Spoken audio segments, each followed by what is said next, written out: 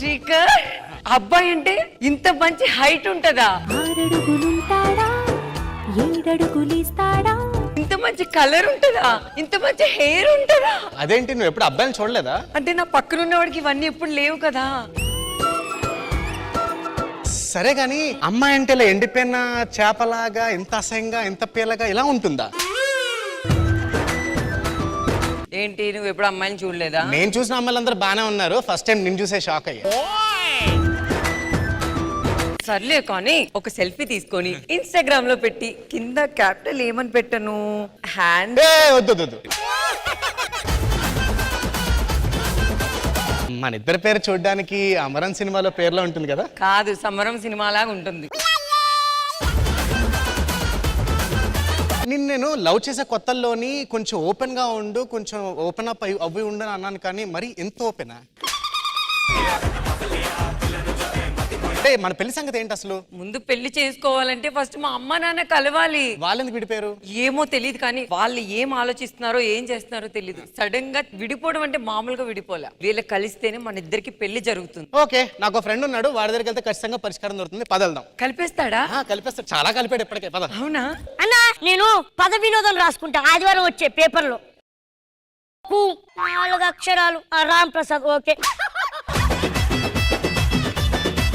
పనికి మాల ఎదవ 2 అక్షరాలు అది. ఓకే. చిత్తకారిది కుక్క 3 అక్షరాలు భాస్కర్. చేతకాని ఎదవ 3 అక్షరాలు నరేష్. మా ఫ్రెండ్ కలిసి అడిగి వెళ్దాం. అరే ఫ్రెండ్. హే ప్రసాద్. ఏ రామ్ ప్రసాద్. ఎలా ఉన్నారా? సూపర్ రా. నరేష్.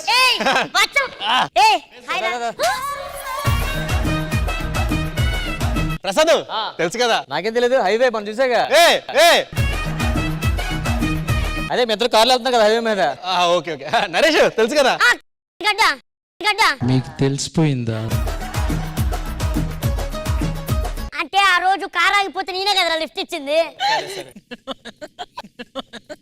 ఇలా ఉన్నా బెటర్ నువ్వు. మీ ఇద్దరు ఎన్ని ఇయర్స్ నుంచి లవ్ చేసుకున్నా? 3 నెలలు. కంగ్రాట్స్ రా, నువ్వు చాలా గ్రేట్ తెలుసా. ఎందుకు? అది 2 నెలలు కన్నా ఎక్కువ ఎవరితో ఉండదు.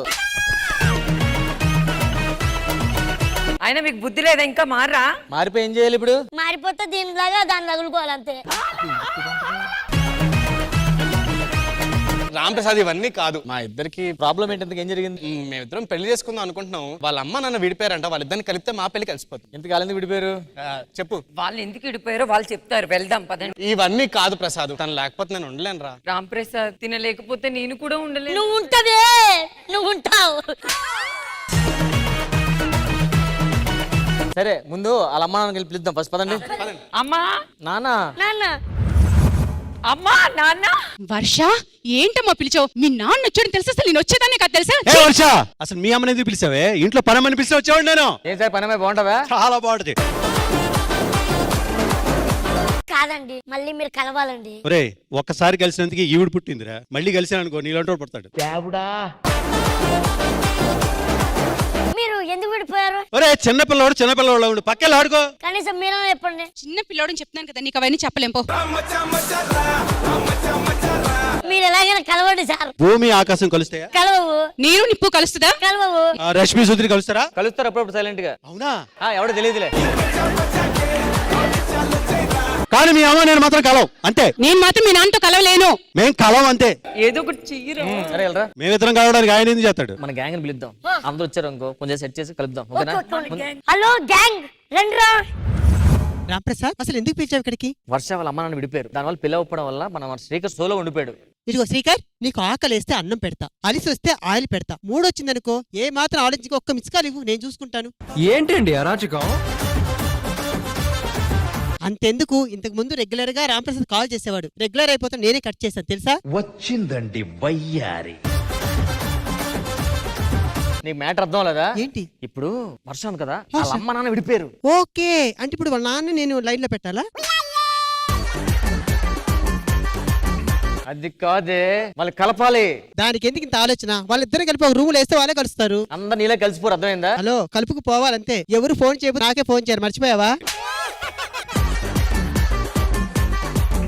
చూసావా శాంతి స్వరూపు, వర్ష వాళ్ళ అమ్మను ఇడిపోయారంట. సచ్చినోడా, నేనే వర్షారా? ఏంటన్నా అక్కడ సునందతో చాట్ చేస్తున్నావు, సత్యశ్రీ చాట్ చేస్తున్నావు, నీకు ఇద్దరు ఇష్టం అన్నా? అది కావాలి, ఇది కూడా కావాలి. అలాంటప్పుడు నీ దగ్గర ఒకటి ఉండాలి, ఏంటది? టాలెంట్. అవును, మనం బ్యాంకాక్ వెళ్ళామట. అలాంటి ఎవరికి చెప్పొద్దు. సైలెంట్ కి వెళ్ళామా, సైలెంట్ కి వచ్చేసినాం అన్నట్టు. శ్రీదేవికి వచ్చినట్లు సైలెంట్ వెళ్ళిపోయినట్లు. ఇలా అయితే మొత్తం మానేసి మళ్ళీ కంబ్యాక్ ఇస్తారా? ఇలాగే సినిమా కంబ్యాక్ అన్నావు, సినిమాలు ఆపేసావు. ఇప్పుడు టీవీ కూడా ఆపేస్తే యూట్యూబ్కి వెళ్ళిపోతావు మళ్ళీ. అన్న రాంప్రసాద్ అన్న, ఆ. ఇగో నా వంతు సాయం ఒక 1000 రూపాయలు అన్న. దేనికిరా? కళ్ళు ఆపరేషన్ ఏదో ఉన్నట్టుంది పాపం. రే ఏం మాట్లాడుతున్నావురా? జబర్దస్తులు రాంప్రసాద్ మొత్తం మనమే. అయితే నెక్స్ట్ సంచులు మోసేది అన్నంటావు. ఇగోండి ఎంతమంది వచ్చారు మిమ్మల్ని కలపడం కోసం. ముందు మీరు కాంప్రమైజ్ అవ్వాలి. మీ మొబైల్ ఇవ్వండి చెప్తాను సరే. మీ మొబైల్ ఇవ్వండి సరే. మీ ఆవిడ మొబైల్, ఇంకో మీ ఆయన మొబైల్, మీ పాత ఫోటోలు చూసుకోండి, మీరే కలిసిపోతారు. అదిగో చూసావా, ఇందులో ఎంత మందికి ఆయన ఫోన్ చేశారో, నాకు తప్ప లత, రోహిణి, అశ్విని, కృష్ణ, చూడు ఎంత మందికి చేశారు ఈయన. అబ్బాపాపా, మరి నీ ఫోన్లో ఉన్నా తెలుసా? రామ్ ప్రసాద్, ఆది, ప్రదీప్. అనవసరం మొబైల్ ఇచ్చాను సార్ మీకు, కలుస్తారేమని చెప్పి.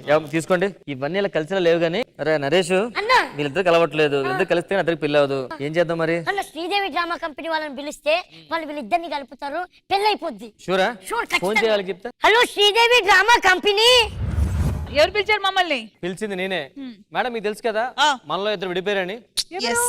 నీకు తెలియదులే, వాళ్ళు తెలుసు. అలాగే ఇక సెట్ లో ఇద్దరు విడిపోయారు, వాళ్ళిద్దరిని కలపాలి మనం. అవునా? అది చాలా ఈజీ పని.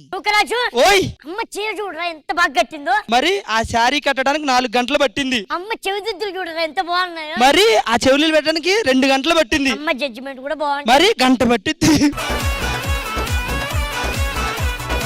మీరు చేసే ఈ అపోహాల వల్లేరా అందరు అనుకుంటున్నారు నేనేదో గంటలు గంటలు తరబడి చెప్తున్నాను.